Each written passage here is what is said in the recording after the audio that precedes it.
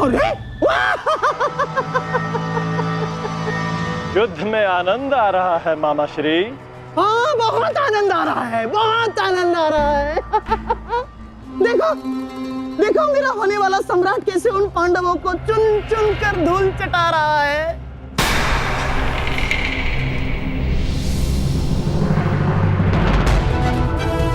जब युद्ध में भांजा लड़ रहा है तो मामा क्या कर रहे हैं? आइए मामा श्री, आपको भी युद्ध का स्वाद चखा दें।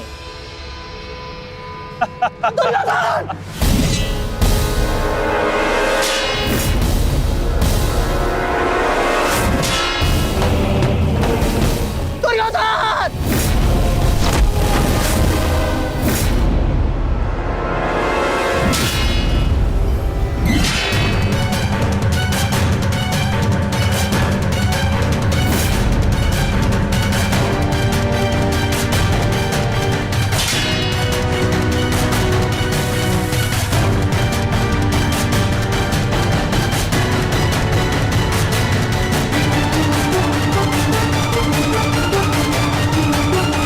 कहाँ जा रहे हैं मामाश्री? इतनी भी क्या शीघ्रता है?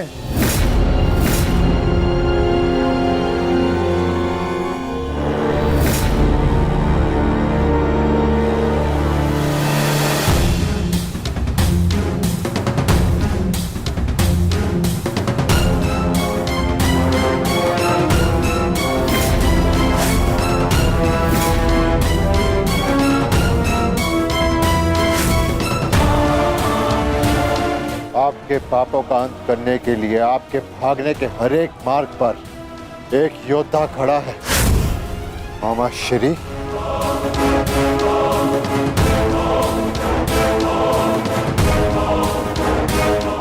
दुर्योधन! दुर्योधन, मेरे होने वाले सम्राट!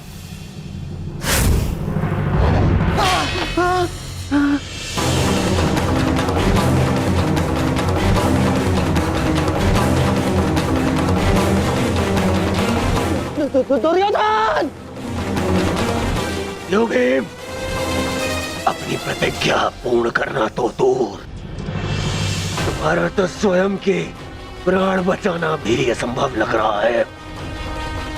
भीम, मुझसे भीख मांगो, हो सकता है कि मैं तुम्हें सरल मृत्यु दे दूं। भी तुम्हारे प्रहार में वो बल नहीं जो भीम को शरणागति पर विवश कर दे। प्रहार करो मुझ पर।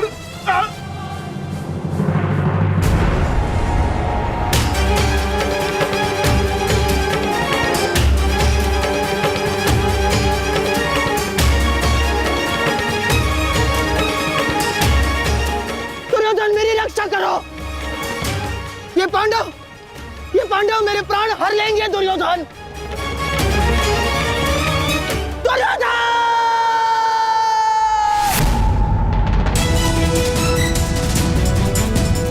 मामाश्री, रक्षा करो मेरी। कहाँ हो तुम दुर्योधन? दुर्योधन! दुर्योधन, मेरी रक्षा करो।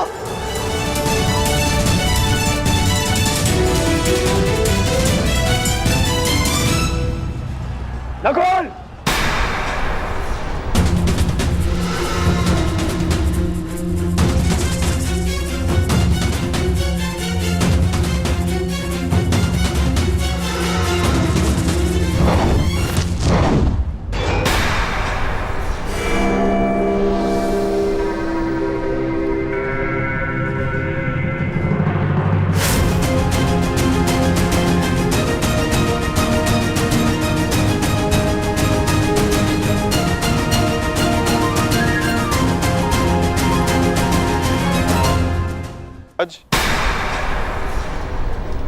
किंतु क्षमा आपको अभी मिली नहीं है। आप ही ने तो कहा था कि आप युद्ध के योद्धा थोड़ी ना हैं। आप तो चौसर के खिलाड़ी हैं। हाँ, कहा था, तो क्यों ना आपके साथ एक चौसर की चाल हो जाए गांधार नरेश?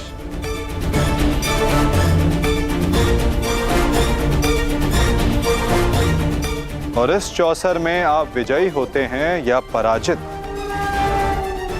ये निर्धारित करेगा कि आप गांधार जाएंगे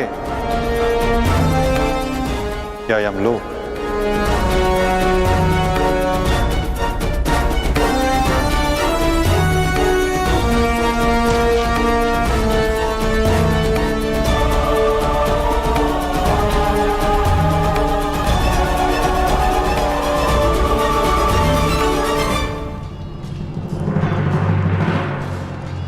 दुर्योधन, तुमने इस कुरुक्षेत्र को रचा था ना, तो आज स्वयं ही तुम इस कुरुक्षेत्र से जा नहीं पाओगे। मैं तुम्हें विवश कर दूंगा दुर्योधन, विवश कर दूंगा।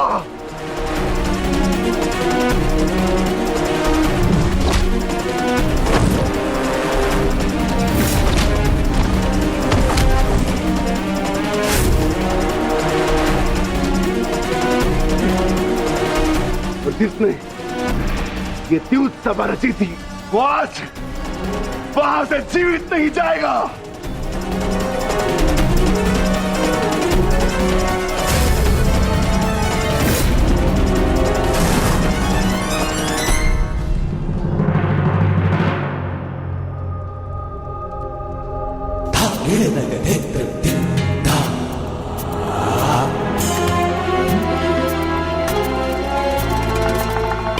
तो बताइए गांधार राज, क्या लगाएंगे आप दांव?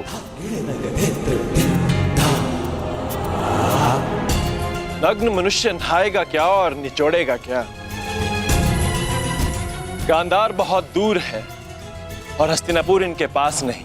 इनके पास केवल बाकी है तो इनका शरीर और इनके वस्त्र।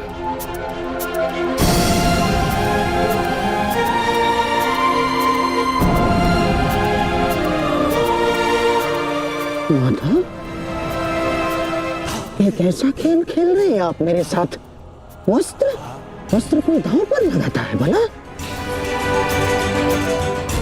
नहीं सादेव क्या कर रहे हो ये? मैं नहीं खेलूंगा ये दांव, मैं नहीं खेलूंगा ये दांव। दांव तो आपको खेलना होगा गांधार राज,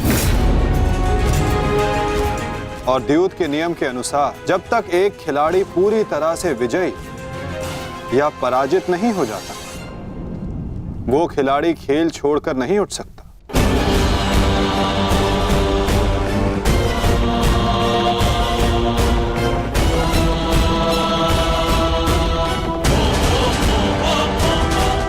सखी,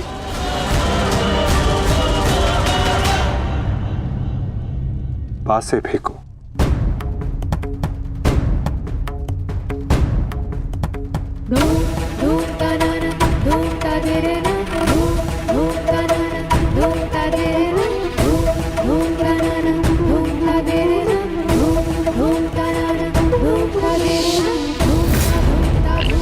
अब ये द्रौपद पुत्री पांचाली विधिवत तुम्हारी दासी हुई।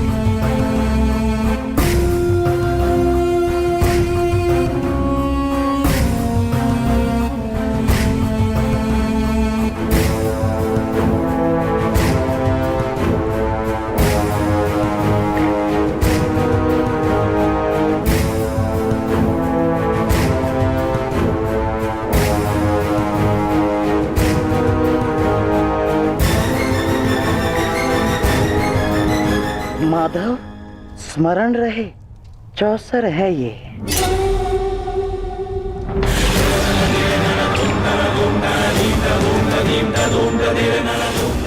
पौ 12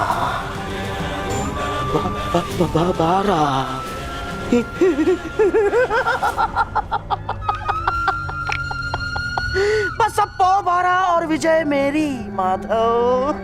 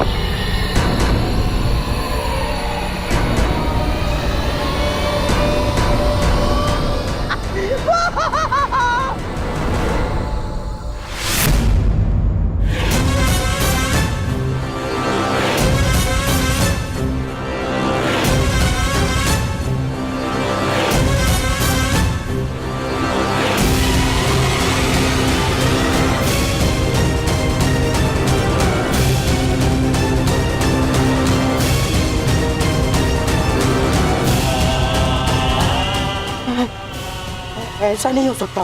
छल है ये माधव, छल है ये मायावी पासे है, छल है ये।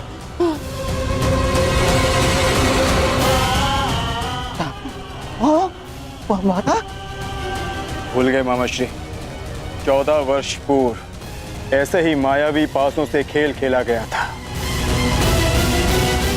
जिसके कारण ये महायुद्ध हुआ।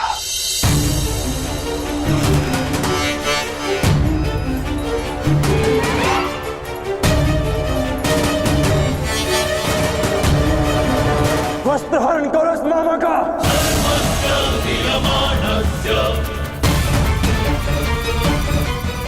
माधव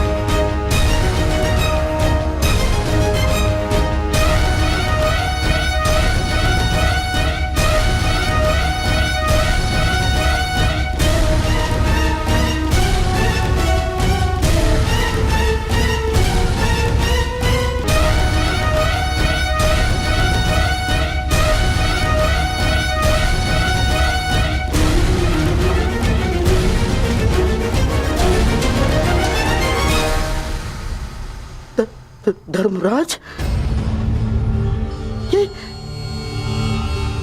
ये क्या है सब? मामा श्री, अगली चाल। अभी तो खेल प्रारंभ हुआ है गांधार राज। विराजिए।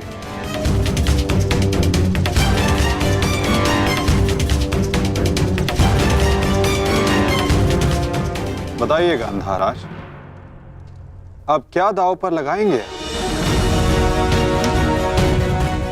इनके मुख में 4 सोने के दांत हैं माधव, उन्हें लगाते हैं दांव पर। नहीं नहीं नहीं,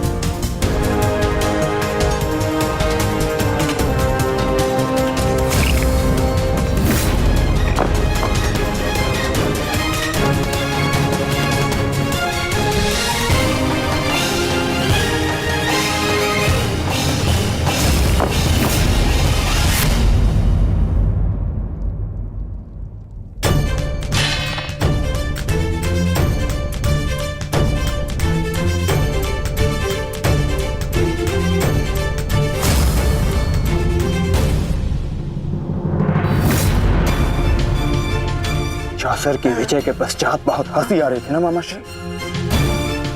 अब दिखाइए अपनी तन पंक्तियां, दिखाओ।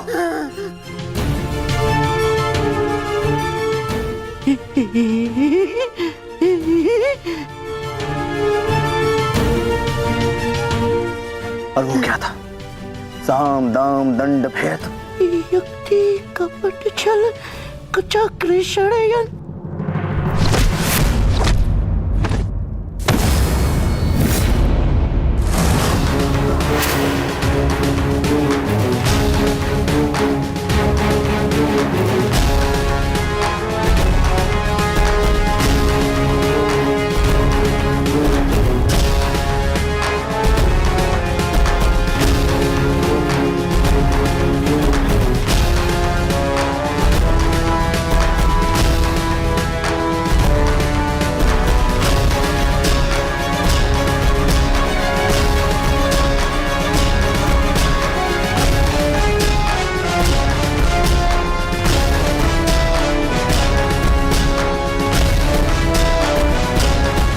आनंद नहीं आया मामा श्री।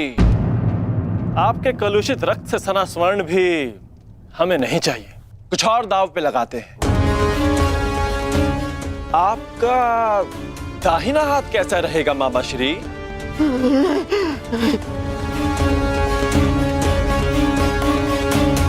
वही तो सबसे अधिक मूल्यवान है ना, उसी से तो आप पासे फेंकते हैं।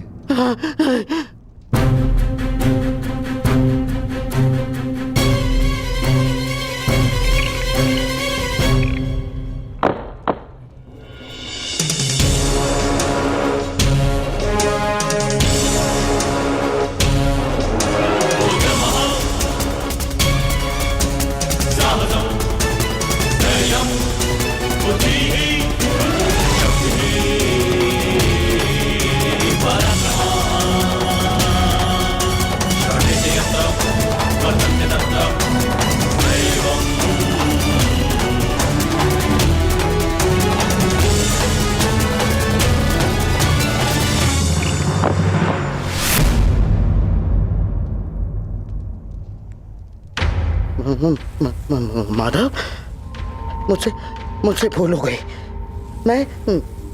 मैं ये चाल पुनः चलना चाहता हूँ। जैसी आपकी इच्छा गांधार राज, अवश्य पुनः अपनी चाल चलिए।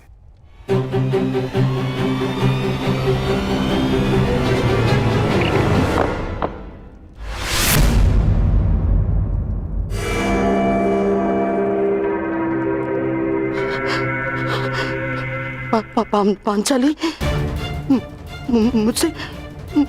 मुझसे भूल हो गई।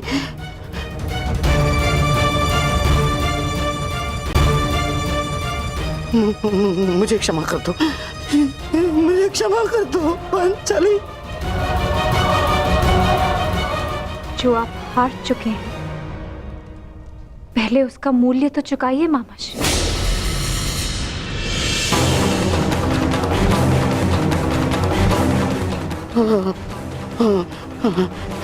नहीं,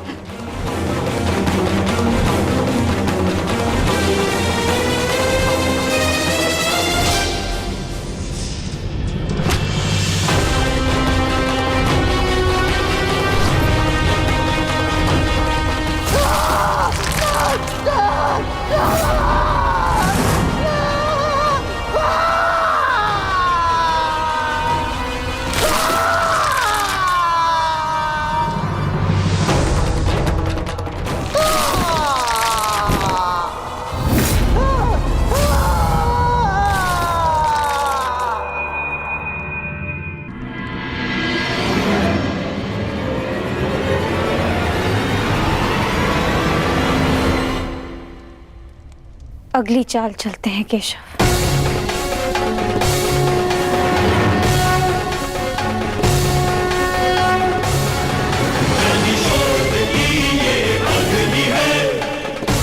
किंतु इस बार गांधार राज के पास कुछ लगाने के लिए शेष नहीं है सखी। उनका बायां हाथ माधव, वही हाथ जिससे उन्होंने अभिमन्यु की पीठ पर तलवार भोगी थी।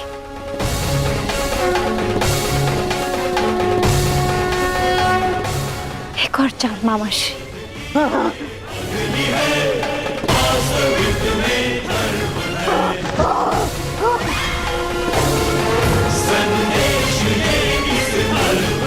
पासे फेंको पांचाली।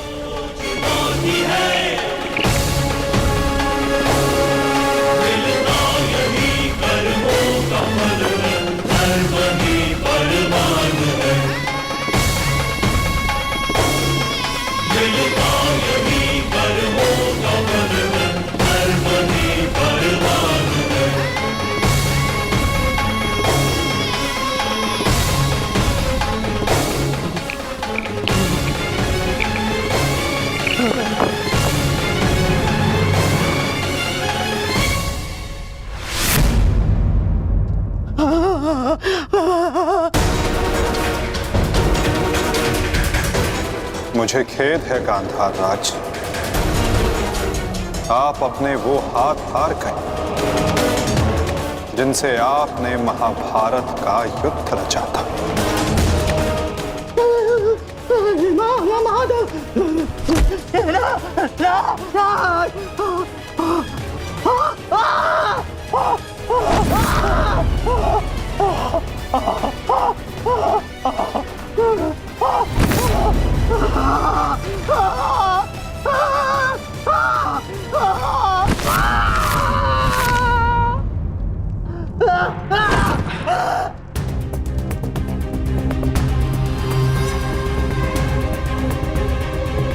इनके हाथों का दोष कम,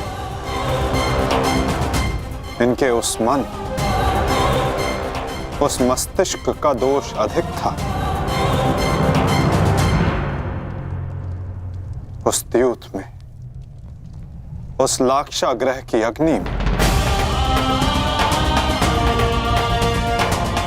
इनके मन का नाश करो पार्थ।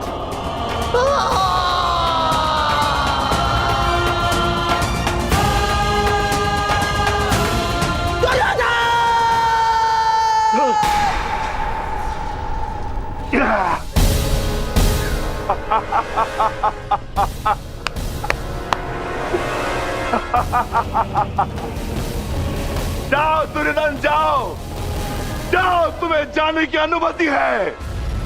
जाओ और जाकर अपने प्रिय महाराष्ट्री को अंतिम विदाई दो।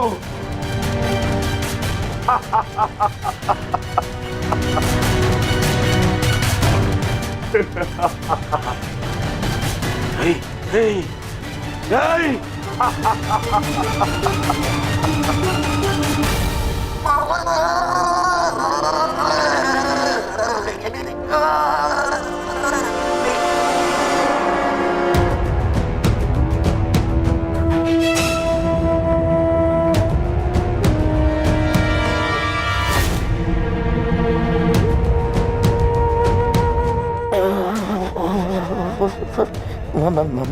माधव, इतनी पीड़ा क्यों? मुझे इस पीड़ा से मुक्त क्यों नहीं कर देते? जो पीड़ा इतने वर्षों तक आपने पांचाली और पांडवों को दी गांधार नरेश, कदाचित उसके समक्ष आपकी ये पीड़ा कुछ भी नहीं। जो बोओगे वही काटोगे, यही नियति है।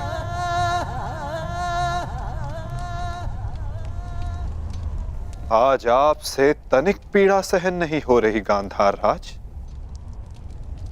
और उस पीड़ा का क्या जो आपने पांचाली को दी थी। स्मरण करने का प्रयास कीजिए गांधार नरेश, अनुभव करने का प्रयास कीजिए उस पीड़ा का।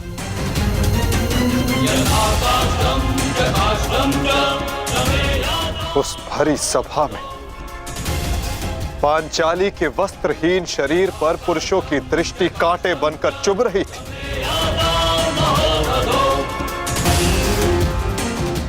स्मरण है गांधार राज कि किस प्रकार उस सभा में पांचाली गिड़गिड़ाई थी, किंतु तब भी आप सब में से किसी ने एक ना सुनी।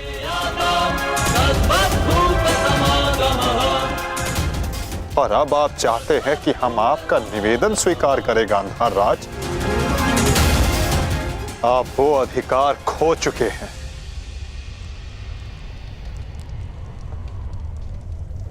आपकी ये दुर्दशा आपके दुष्कर्मों का परिणाम है। कदाचित आपकी इस दशा को देखकर कुछ कुकर्मियों को शुद्ध और नए जीवन जीने की प्रेरणा मिल सके।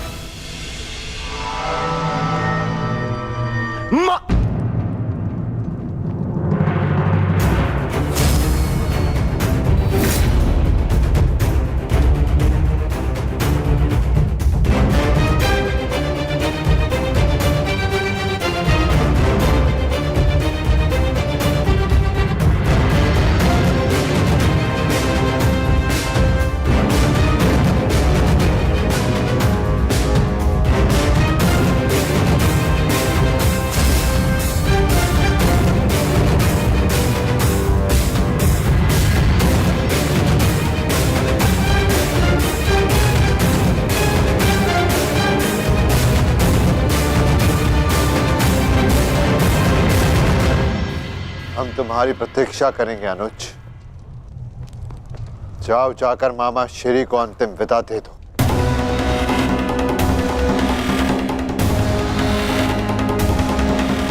नहीं नहीं,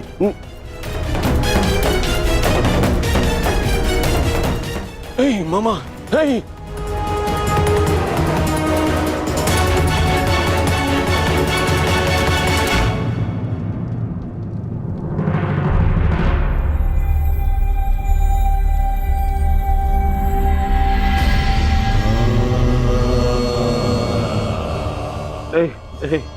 नहीं नहीं नहीं नहीं,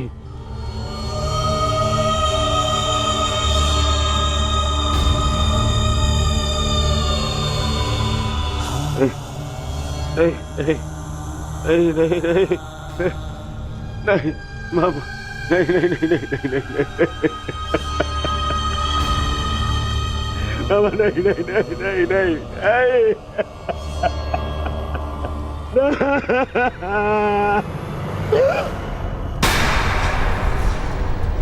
मामा मामा मामा मामा, ये क्या हो गया? मैंने अपने प्राण नहीं त्यागे अभी तक। कहाँ थे तुम? मैं यही था मामा, मैं यही था। ये क्या दुर्दशा कर दी है पांडवों ने। मुझे क्षमा कर दो दुर्योधन। मेरा साथ केवल यही तक का था, परंतु मैं प्रसन्न हूँ क्योंकि एक योद्धा ना होते हुए भी एक योद्धा की मृत्यु मिली मुझे। धन्यवाद दुर्योधन। कहीं नहीं जा रहे हैं आप, मैं आपको लेके चलूंगा, कुछ नहीं होगा आपको। ना कहीं नहीं जा रहे। उठिए उठिए उठिए मामा, उठिए उठिए, इधर नहीं मामा, वो नहीं नहीं नहीं, अरे मामा मामा, आप ठीक तो है? क्या हो गया मामा? मामा मैं आपकी चिकित्सा करवाऊंगा मामा। इसको निकालो, इसको। नहीं नहीं नहीं नहीं नहीं नहीं नहीं मामा मामा मामा नहीं मामा, नहीं नहीं नहीं मामा, अब कोई लाभ नहीं। नहीं नहीं नहीं। हर मनुष्य का अपना एक विशेष बल होता है। यदि उस बल ने उसका साथ छोड़ दिया तो समझो उसका अंत निश्चित। नहीं मामा, मामा नहीं मामा। जैसे अंगराज का बल तो उसका कवच और कुंडल, जैसे मेरा बल था मेरे पास है। अब यदि अंतिम समय में मेरे पासों ने मेरा साथ छोड़ दिया तो अब कोई कुछ नहीं कर सकता दुर्योधन। नहीं नहीं नहीं नहीं मामा, अरे ये जिस गांधार नरेश की नीति से सारा सारा भारतवर्ष कांपता है, इतनी इतनी निर्दयता से उसको मारा इन पांडवों ने। हाँ क्या क्या हाल कर दिया है तुम्हारे और बाकी सबके ऊपर अत्याचार इन पांडवों ने किया है, उसका प्रतिकार आपका भांजा लेगा मामा। मैं छोड़ दूंगा मामा। नहीं नहीं दुर्योधन, वास्तविकता तो ये है कि मेरी ये दशा मेरे ही निर्दयी कर्मों का फल है।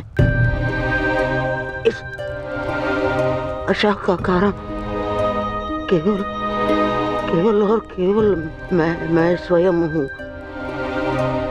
और फिर भी मैं तुम्हें विजयी देखना चाहता हूँ दुर्योधन। तुमने बचपन से मेरी हर बात सुनी और मानी भी, और आज भी तुम्हारे हित के लिए एक बात करना चाहता हूँ तुमसे। बोलो बाबा। दुर्योधन चले जाओ। आपको छोड़ के कहाँ? नहीं नहीं, कहीं नहीं जा रहा। मेरी सलाह मानो दुर्योधन, क्योंकि वो वासुदेव कृष्ण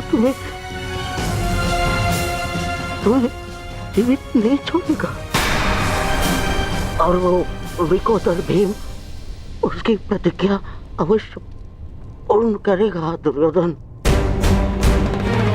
मैं नहीं चाहता कि मेरी बहन और जीजाश्री के अंतिम संस्कार के लिए कोई शेष न बचे। परिस्थिति को समझो दुर्योधन, तुम आज कुरुक्षेत्र नहीं जाना। आप मुझे भागने की सलाह दे रहे हैं मामा? ना ना ना, मैं तुम्हें भागने की सलाह नहीं दे रहा हूँ, मैं तुम्हें जाने की सलाह दे रहा हूँ दुर्योधन। यहाँ से जाओगे तो जीवित रहोगे, और यदि जीवित रहोगे तो कल लड़ पाओगे। इस समय तुम मन से टूटे हुए हो दुर्योधन, और यही उस वासुदेव कृष्ण की नीति है कि तुम्हें थकाकर तुम्हें निशस्त्र कर दे।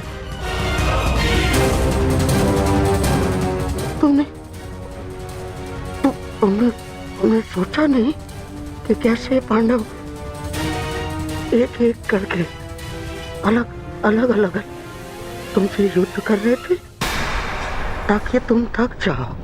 ये उस वासुदेव कृष्ण की नीति है तुम्हें परास्त करने की। वो अवश्य कोई चाल चल रहा होगा। यहाँ पास में एक सरोवर है दुर्योधन, उसके तल में एक कुओं है जहाँ सरलता से छिपा जा सकता है। वहाँ जाओ, विश्राम करो और अपनी शक्ति पुनः अर्जित करो। मेरी बात मानो। तुम्हें मेरी सौगंध। सरोवर में जाओ, अपने मामा की अंतिम इच्छा का पालन करोगे ना? अपने मामा की अंतिम आज्ञा का पालन? हाँ मामा, मैं आपकी अंतिम इच्छा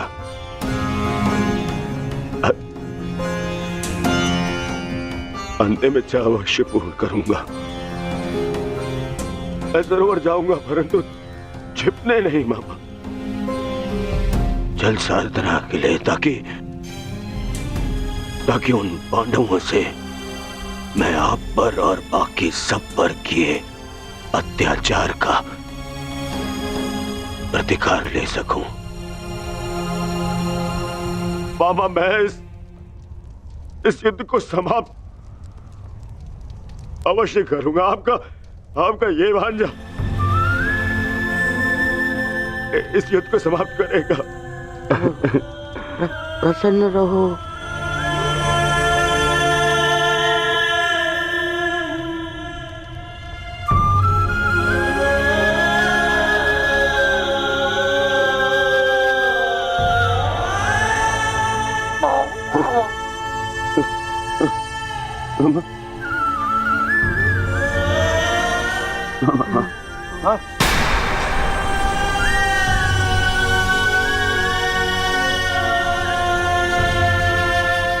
मेरे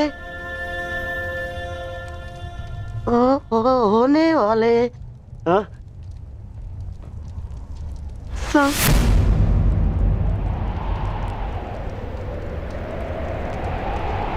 सम्राट, मामा मेरे होने वाले सम्राट पूरा तो बोलो। मामा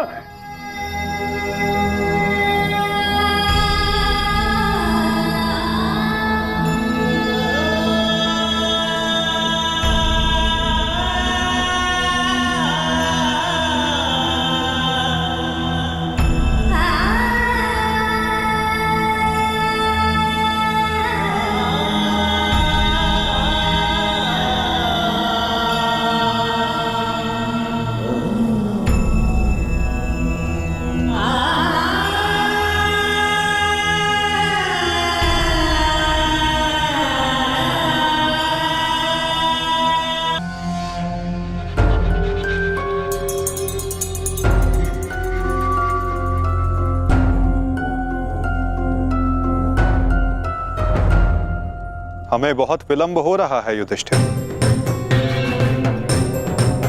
दुर्योधन को गए बहुत समय हो गया है। अब दुर्योधन को बाहर बुलाने का समय आ गया है। प्रतीत होता है कि अपने अंत से डर के भाग गया है वो कायर। इसका अर्थ युद्ध समाप्त हुआ।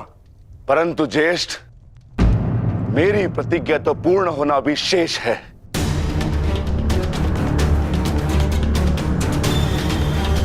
यदि दुर्योधन युद्ध नहीं चाहता तो फिर क्यों युद्ध किया जाए? माता गांधारी का एक पुत्र जीवित रहा तो इसमें समस्या कैसी? समस्या है ज्येष्ठ। माधव ने भी कहा ना कि कांटों के वृक्ष का यदि संपूर्ण नाश ना किया जाए तो फिर से पनप जाता है। उसी भांति यदि अधर्म का संपूर्ण नाश ना किया जाए तो धर्म स्थापना पर संकट होगा।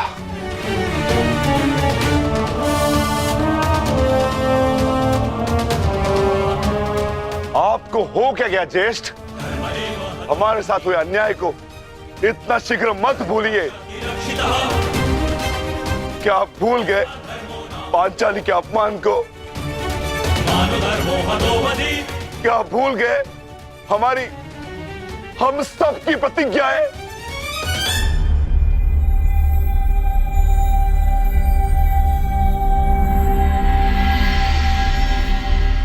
सब स्मरण है मुझे अनुज, सब स्मरण है।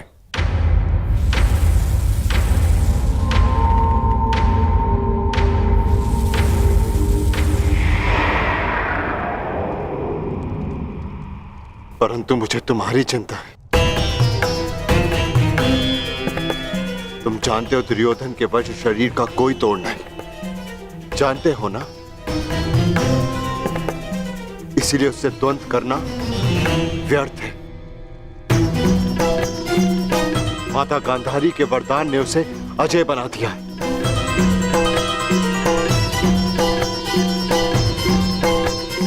यदि तुम्हें कुछ हो गया तो मैं स्वयं को कभी क्षमा नहीं कर पाऊंगा अनुज। जानता हूं ज्येष्ठ, मैं सब कुछ जानता हूं, परंतु मुझे उसकी चिंता नहीं। धर्म स्थापना पर निकले हैं तो बलिदान देना होगा।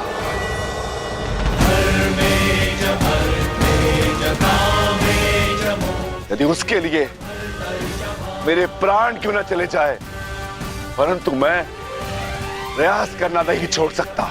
परंतु दुर्योधन का वध करोगे कैसे? शेषगढ़ ने माता कुंती को वचन दिया था कि उनके 5 पुत्र जीवित रहेंगे।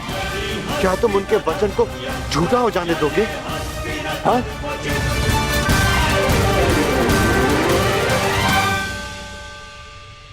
उत्तर दो, उत्तर दो भीम, कैसे परास्त करोगे दुर्योधन को? जोड़ पर से प्रत्येक वस्तु दुर्बल होती है धर्मराज। दुर्योधन की जंघा और उसकी कमर का जोड़ अभी भी मानविक है।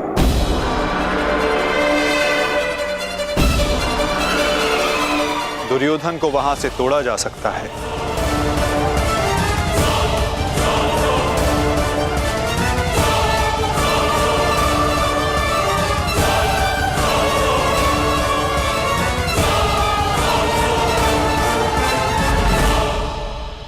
परंतु यह अधर्म होगा माधव। इस समय धर्म की मांग, कदाचित यही अधर्म है धर्मराज। दुर्योधन का अंत धर्म की मांग है।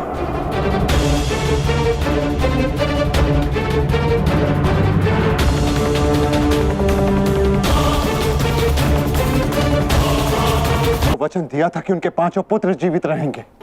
क्या तुम उनके वचन को झूठा हो जाने दोगे? हाँ? उत्तर दो भीम, कैसे परास्त करोगे दुर्योधन को? जोड़ पर से प्रत्येक वस्तु दुर्बल होती है धर्मराज। दुर्योधन की जंघा और उसकी कमर का जोड़ अभी भी मानविक है।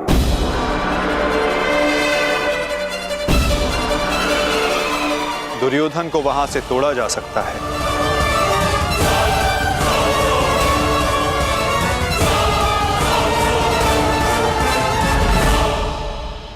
परंतु यह अधर्म होगा माधव।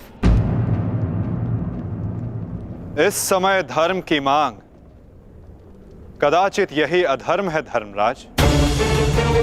दुर्योधन का अंत धर्म की मांग है।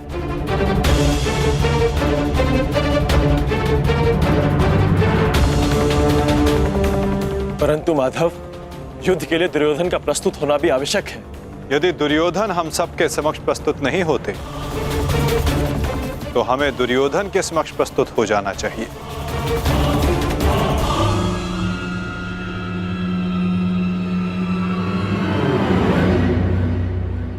शिविर के भीतर जाने का समय आ गया है।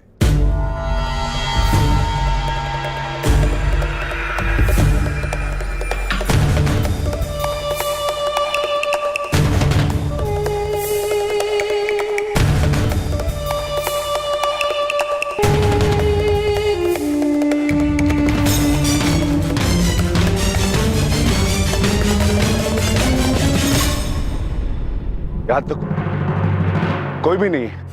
मैं भी दूसरे कक्ष में जाकर देखता हूँ। मैं भी तुम्हारे साथ चलता हूं नकुल। मैं उस ओर देखता हूँ।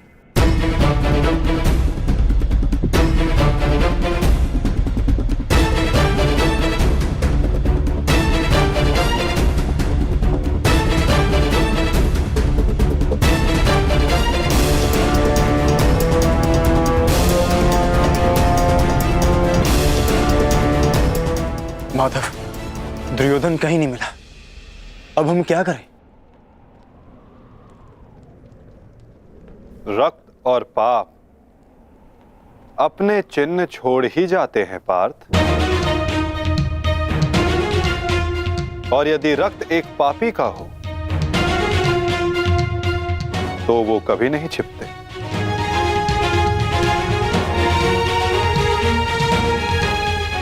उधर देखो पार्थ।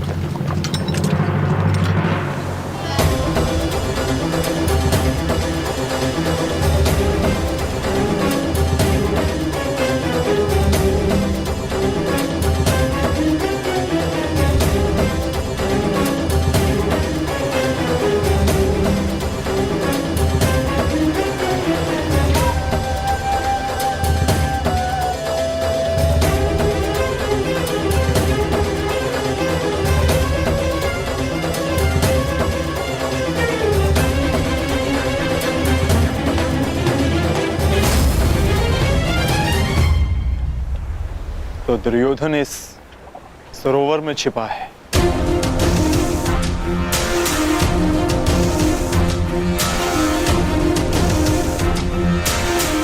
आवाहन दो विकोदर।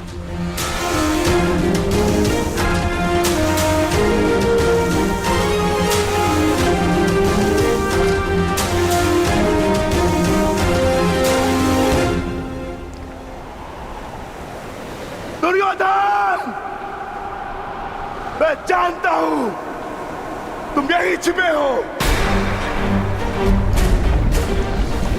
बाहर निकलो कायर और युद्ध करो मुझसे। सुन रहे हो ना कायर? ना कायर, सामने आओ। क्या इस प्रकार मेरा सामना करोगे? बाहर निकलो और बंद करो मुझसे।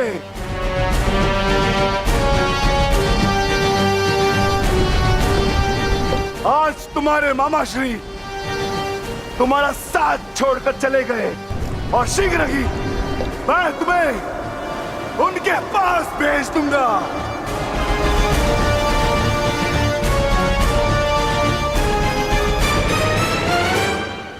अरे वज्र का शरीर लेकर भी भयभीत हो दुर्योधन। भारती कर्ण को अपना मित्र कहते हैं ना, किंतु आज यदि कर्ण तुम्हें इस दिशा में देख लेते तो उन्हें भान हो जाता कि उनका मित्र एक शूरवीर योद्धा नहीं, बस एक कायर है। और उन्हें लज्जा है कि उस क्षण पर जिस क्षण उन्होंने तुम्हारा साथ देने का निर्णय किया।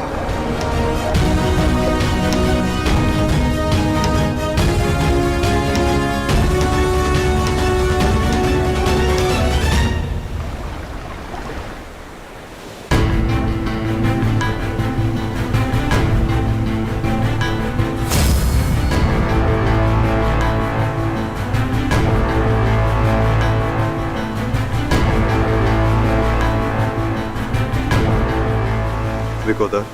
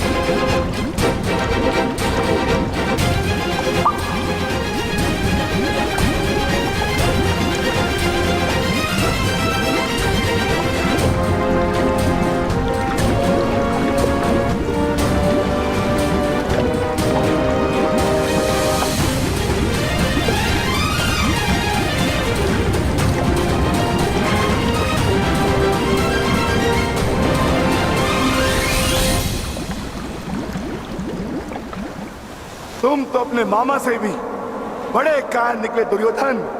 विश्वास नहीं होता कि तुम वही दुर्योधन हो जिसे ज्येष्ठ कर्ण हस्तिनापुर का महाराज बनाना चाहते थे। मेरा चयन बिल्कुल ठीक था। दुर्योधन तुमसे बेहतर राजा होगा।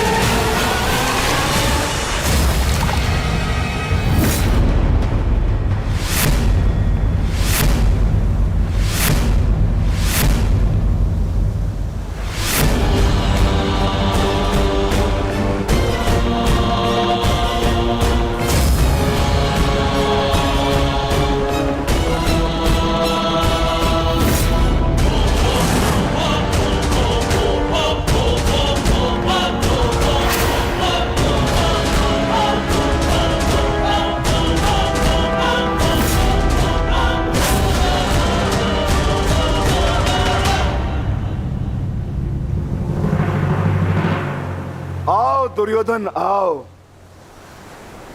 स्वागत है तुम्हारा। एक क्षण के लिए ऐसा लगा कि तुम इसी भांति सदैव छिपे रहोगे। मुझे तुमसे छिपने की आवश्यकता नहीं है भीम, क्योंकि मेरा शरीर वज्र का है। स्मरण है ना, कुछ समय पूर्व क्या दुर्दशा की थी मैंने तुम्हारी? स्मरण है?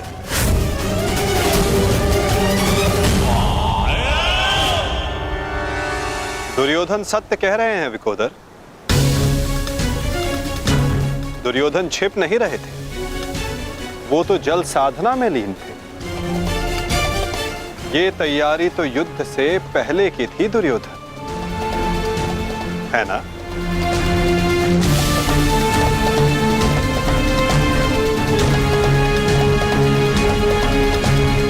अद्भुत। एक बार फिर तुमने मुझे चौंका दिया। हाँ, मैं जल साधना कर रहा था जो मेरे गुरु बलराम ने मुझे सिखाया है।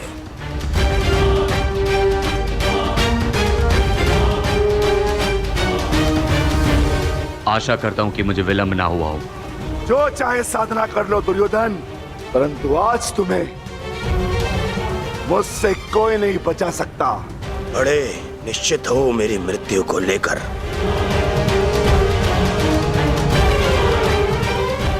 आज क्या कोई नया छल लाए हो मेरे लिए? हाँ, कोई छल नहीं होगा, युद्ध करो। उन्हें सोचा नहीं कि कैसे पांडव एक एक करके तुमसे युद्ध कर रहे थे। यही उस वासुदेव कृष्ण की नीति है कि तुम्हें थकाकर तुम्हें निशस्त्र कर दें। ठीक है, युद्ध होगा, परंतु एक बार में एक ही से होगा और उससे होगा जिससे मैं चाहूंगा।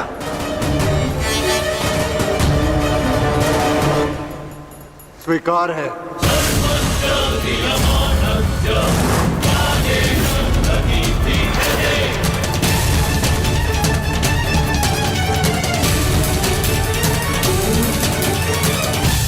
दुर्योधन, प्रश्न ये उठता है कि तुम युद्ध किससे करोगे? नकुल सहदेव से?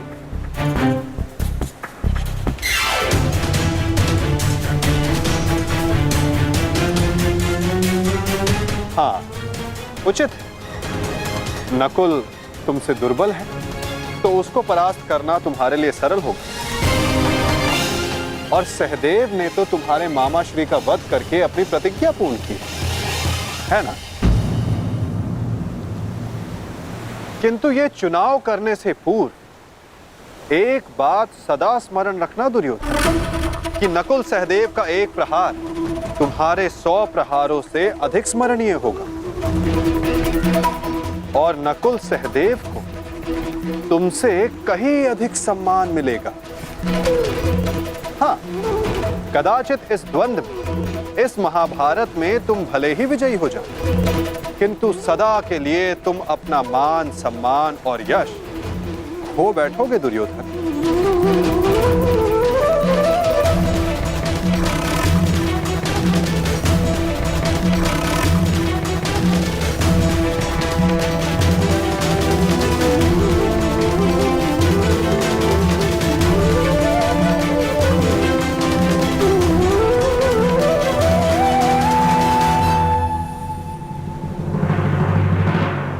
या तुम अर्जुन का चुनाव करोगे, जिसने तुम्हारे मित्र का वध किया। किंतु फिर प्रश्न ये उठता है कि तुम धनुर्युद्ध चुनते हो या गदा युद्ध। यदि तुमने धनुर्युद्ध चुना तो तुम अर्जुन के समक्ष क्षण भर के लिए नहीं टिक पाओगे।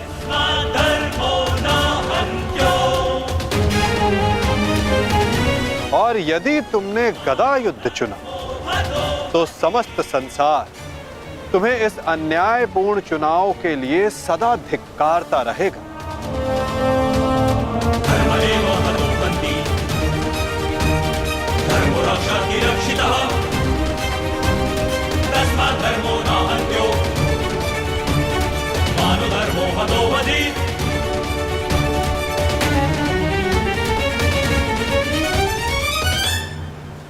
हाँ, युधिष्ठिर को द्वंद्व के लिए ललकारना ये अवश्य बुद्धिमानी हो, क्योंकि यदि राजा को मारोगे तो सेना तो स्वयं परास्त हो जाएगी। किंतु ये बात स्मरण रखना दुर्योधन, यदि तुमने ऐसा किया तो समस्त संसार तुम्हें उस कायर की भांति स्मरण करेगा जिसने स्वयं से निर्बल को परास्त करने का विकल्प चुना।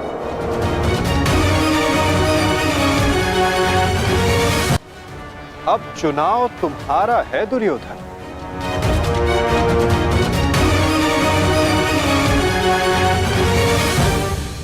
नहीं चलिए,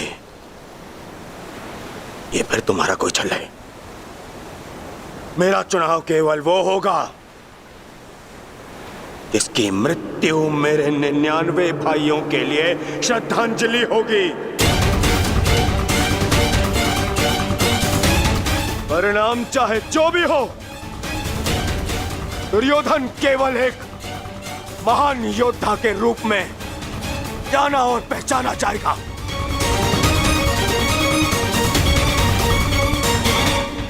मैं दुर्योधन द्वंद्व के लिए भीम को चुनता हूं।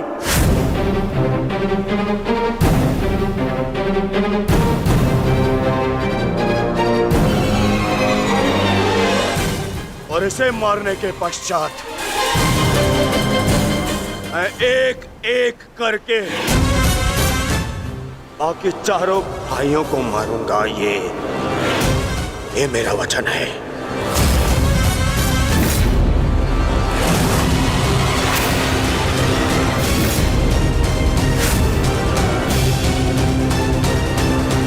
तो प्रतीक्षा किस बात की है दुर्योधन? अब समय ही बताएगा कि तुम मुझे मारकर अपने 99 भाइयों को श्रद्धांजलि दोगे या मैं तुम्हें उनके पास पहुंचा दूंगा।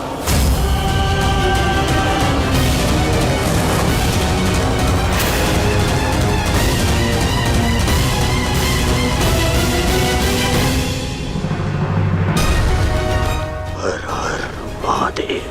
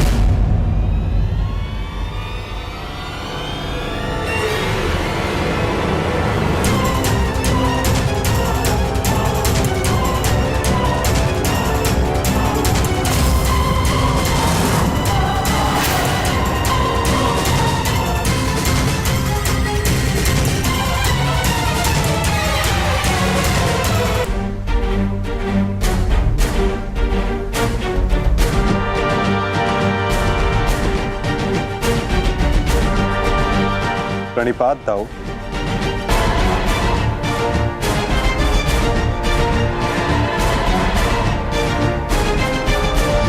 प्रणिपात गुरुदेव।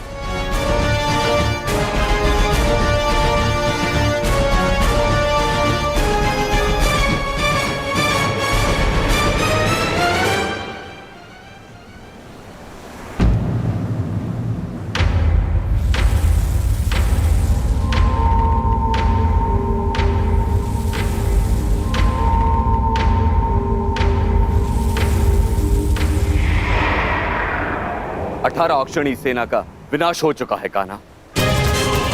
आर्यव्रत के सभी महारथी काल के गाल में समा चुके हैं। अब और कितनी आहुति दी जाएगी इस युद्ध में कान्हा?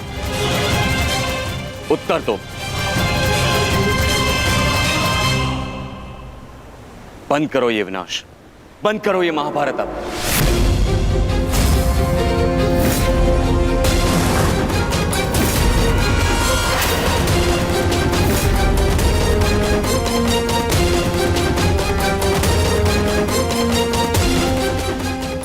नहीं गुरुदेव,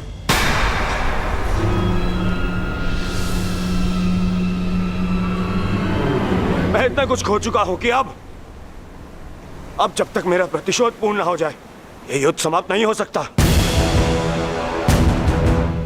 और ना ही मैं अपनी प्रतिज्ञा पूर्ण होने से पूर्व इस युद्ध को समाप्त होने दूंगा।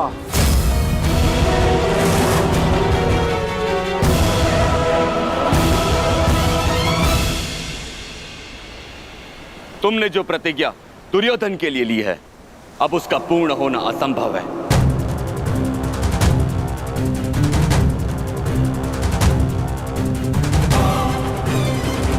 क्योंकि गदा युद्ध में कमर से नीचे प्रहार करना नियम के विरुद्ध है।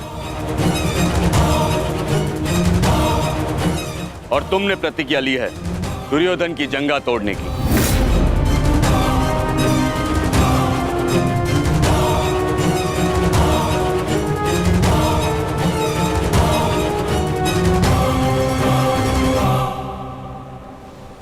कैसी अनीति दाऊ। महामहिम भीष्म के बाणों की शैया पर जाने के पश्चात इस युद्ध में कोई नीति शेष नहीं रही दाऊ। और फिर आपने तो स्वयं को इस युद्ध से विमुख रखा था ना। आप इस युद्ध में भाग नहीं ले सकते दाऊ।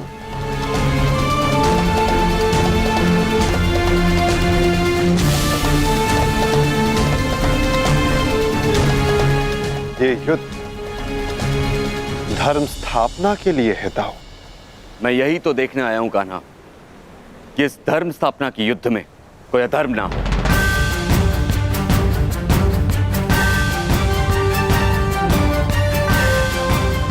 निश्चित रूप से मैं इस युद्ध में सम्मिलित नहीं होऊंगा, परंतु शरणागत की पुकार सुनना मेरा धर्म है। मैं नहीं चाहता कि कल को संसार ये कहे कि यदुवंश के कान्हा के होते हुए अधर्म हुआ।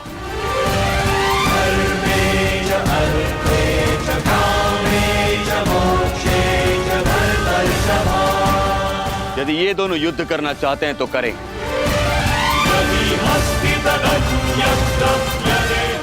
इस युद्ध का निर्णायक मैं बनूंगा।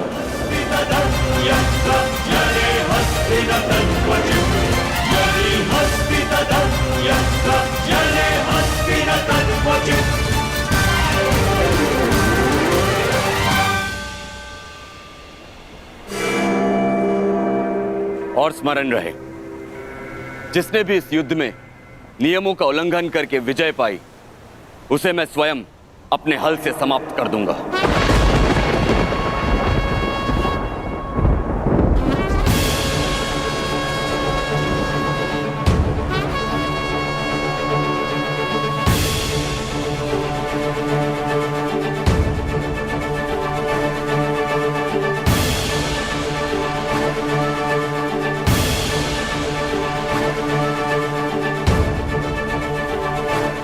नियम वही होंगे जो गदा युद्ध में लागू होते हैं।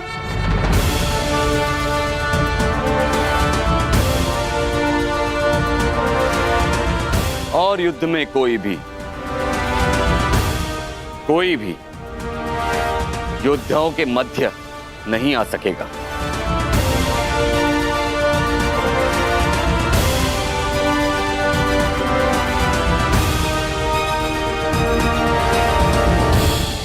इस द्वंद्व का विजेता इस युद्ध का विजेता माना जाएगा।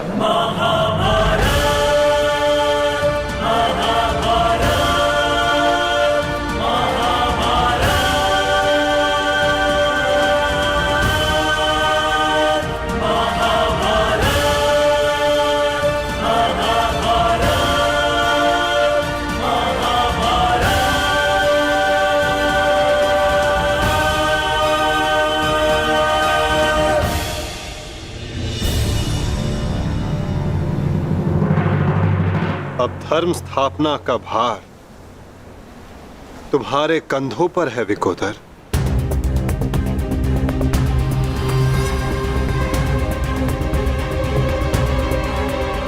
यदि मेरे कंधों पर कोई भार है तो वो केवल मेरी प्रतिज्ञा का, जिसे मैं अवश्य पूर्ण करूंगा।